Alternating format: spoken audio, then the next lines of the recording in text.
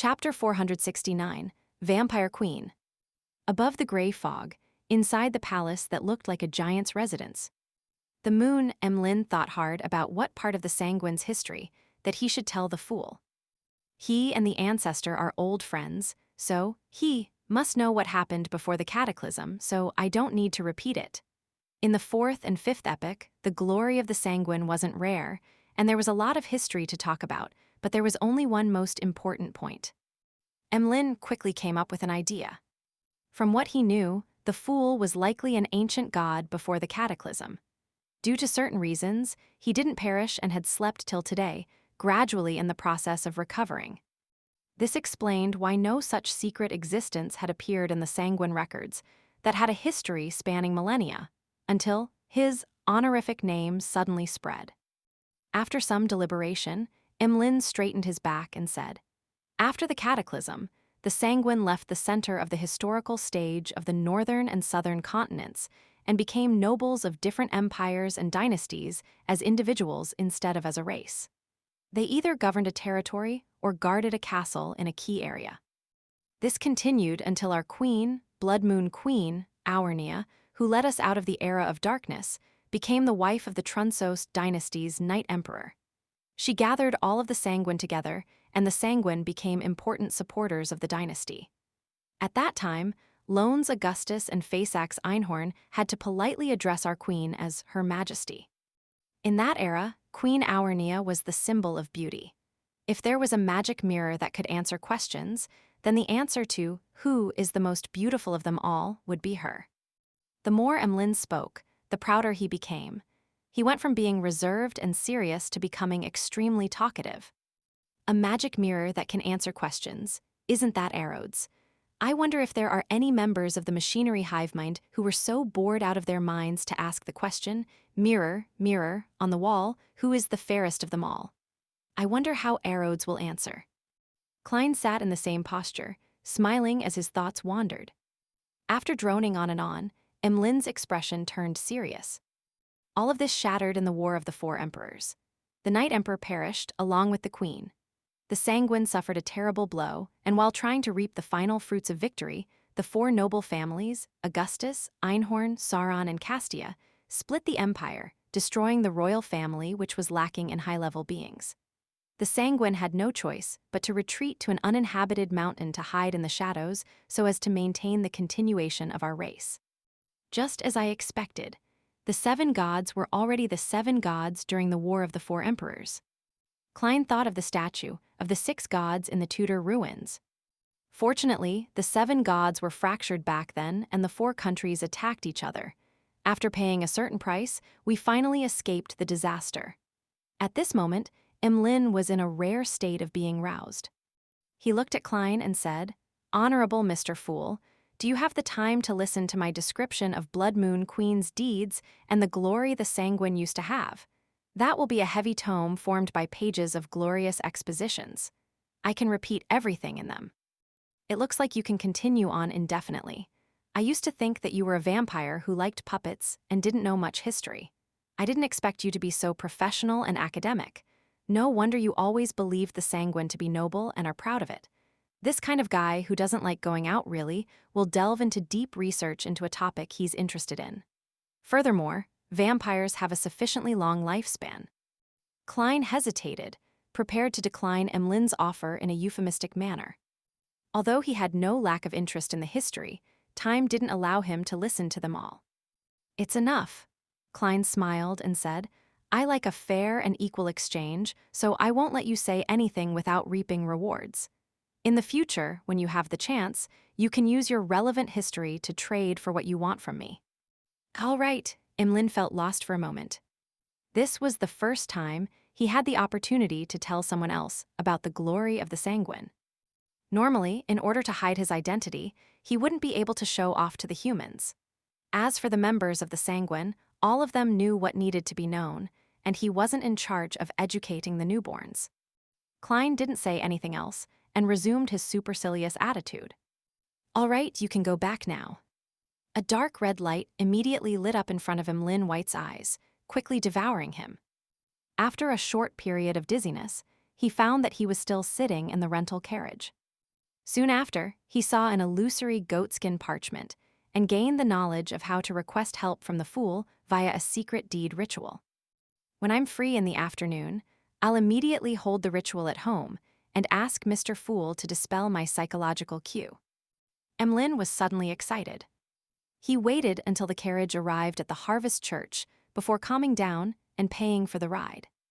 After entering the cathedral, he was relieved to see that Bishop Otravsky was there preaching to the few believers of the church.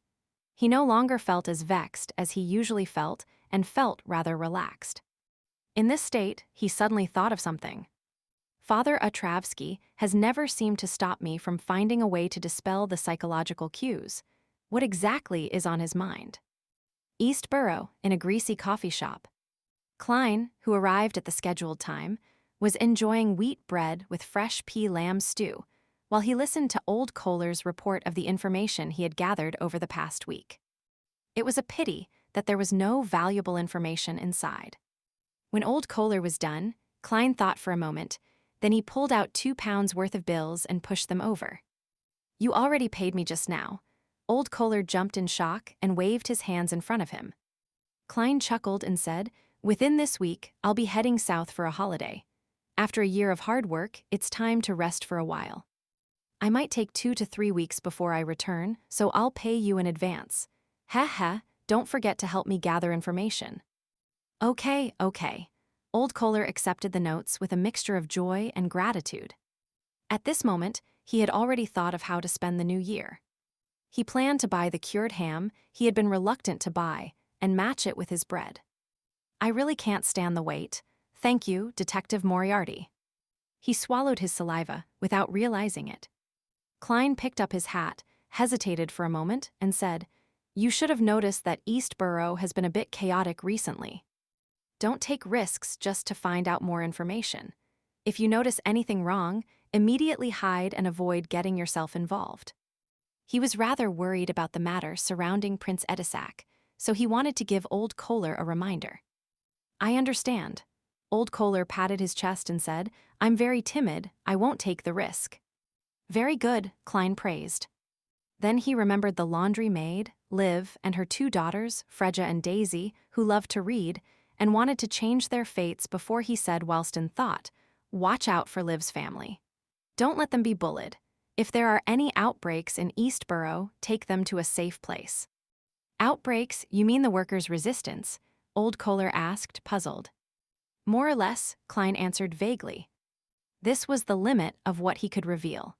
Otherwise, it would be very easy for him to be suspected by others or the sealed artifact itself.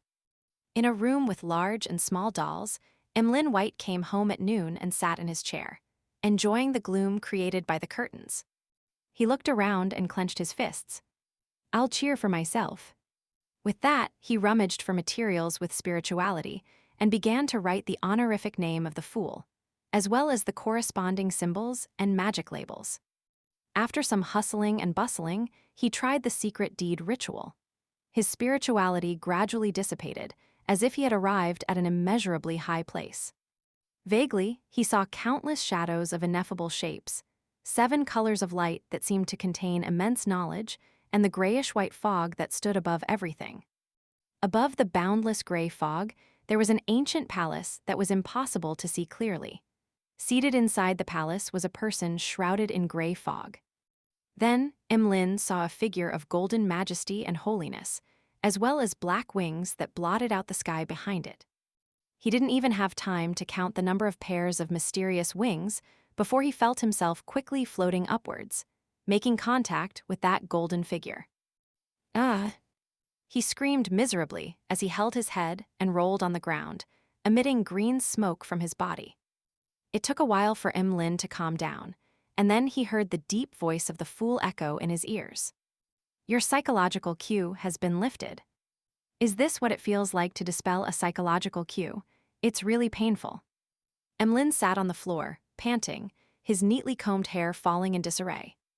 Atop the gray fog, Klein thoughtfully nodded and said to himself, "Indeed, the sun brooch's purifying and dispelling effects can also harm vampires." He had calculated in advance that the sunlight, needed to remove the weakened psychological cue wouldn't severely damage Emlyn, so he couldn't be bothered switching to a more complicated approach. And now, the result was indeed consistent with his expectations. After taking care of this matter, Klein took off the topaz pendant on his left wrist and planned to perform a divination. It is suitable to head to the Red Rose Manor this afternoon. After chanting 7 times in his mind, he opened his eyes and saw the spirit pendulum standing still and not spinning.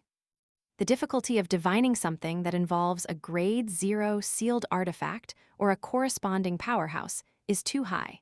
I'm unable to obtain any effective revelations. Klein sighed, knowing the gist of the matter. Then, he started to divine if it would be suitable to head to Red Rose Manor tomorrow afternoon, but he received the same signs of failure as an outcome. It's always said that divination isn't omnipotent, and it has now been proven. I have to decide on my own. I have to take this step. Otherwise, there's no way for me to leave the stage unnoticed so as to go behind the scenes. The earlier the better, I can't delay it. Otherwise, this matter might become completely impossible to recover from. As his thoughts churned, Klein came to a decision. He immediately returned to the real world, put on his double-breasted frock coat and half-top hat, and he walked out of 15 Minsk Street, heading for Prince Edisac's Red Rose Manor.